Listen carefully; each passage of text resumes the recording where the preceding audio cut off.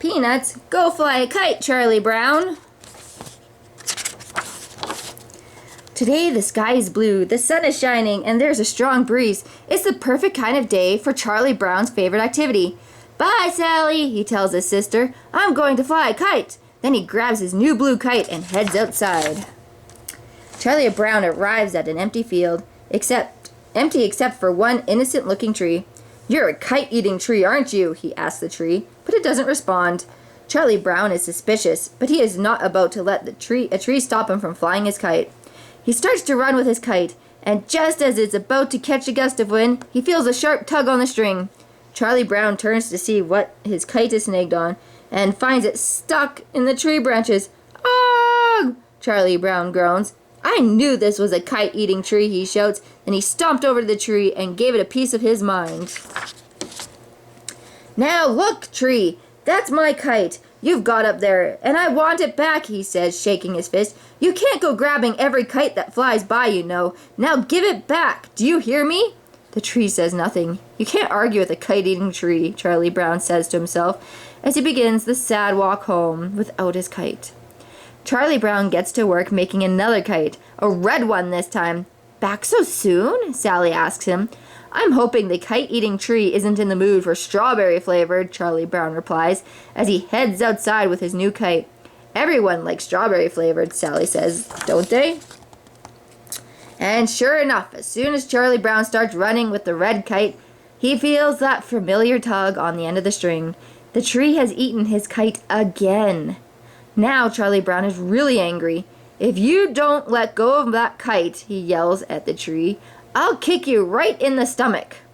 The tree says nothing, so Charlie Brown marches over and kicks it in the trunk as hard as he possibly can. But the tree still doesn't give up the kite, and now Charlie Brown's foot hurts. "These kite-eating trees have hard stomachs," he sighs. Charlie Brown goes home to make even more kites, yellow, green, and orange ones. "Why are you making so many kites?" Sally asks. "I like the blueberry and strawberry, and I bet it will learn to like lemon flavor too," Charlie Brown replies. "But I really like to find a flavor it doesn't like." Sally thinks for a moment, then shrugs. "Try the lime green one." So Charlie Brown, along with Snoopy, head back to the field with the yellow and green kites. Snoopy flies the yellow kite while Charlie Brown flies the green kite, or tries to anyway. The tree quickly eats Charlie Brown's kite, as usual, but he isn't surprised to see Snoopy flying the yellow kite high up, up, up in the air. "What do you expect?" thinks Snoopy. "I'm the world's greatest kite flyer."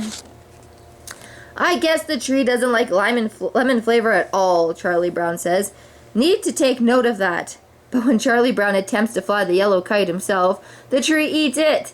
The kite-eating tree seems to eat any kind Charlie Brown is flying.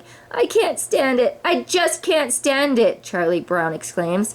Charlie Brown is determined not to feed the kite-eating tree any more kites. He marches up to the tree again and leans in close. "What would you do if I decided not to fly any more kites this year?" he asked. When he doesn't get a reply, he shouts, "You'd starve to death! That's what you'd do!" Charlie Brown is still mad, but a small part of him feels better knowing that the tree needs him. It's nice to be needed, Charlie Brown thinks to himself. That's when he runs into Lucy and Linus. "You hate that tree, don't you, Charlie Brown?" asks Linus. Charlie Brown nods. "You know why I hate it? Because it's greedy. That's why. Even while it has kites in its branches, I'll reach out and grab another one.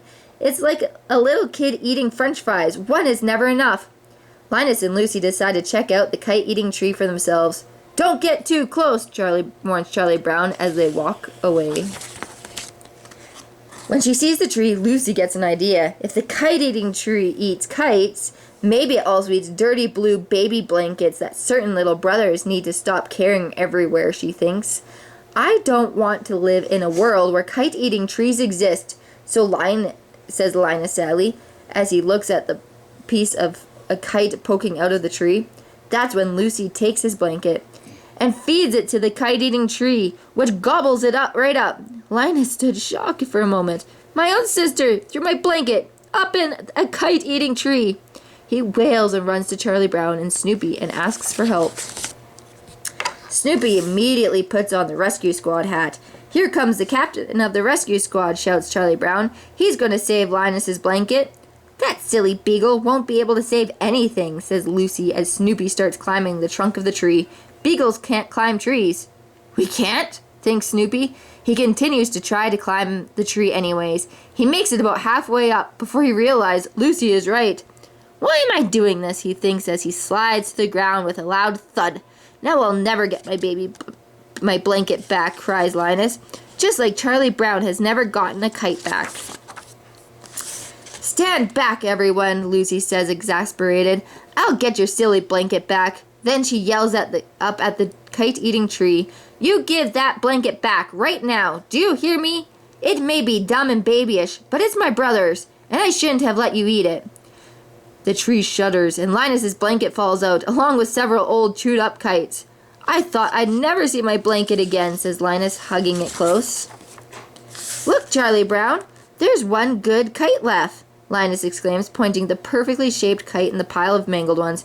"You're right," says Charlie Brown, "but there's no more wind to fly it in." Snoopy has an idea and calls on Woodstock and the Beagle Scouts to help him with it. "Look, Snoopy," says Charlie Brown, "for once I got the better of the kite-eating tree. I'm finally flying a kite." Snoopy raises his eyebrow. "Sort of," Charlie Brown adds, when he realizes how his kite is flying. Good grief.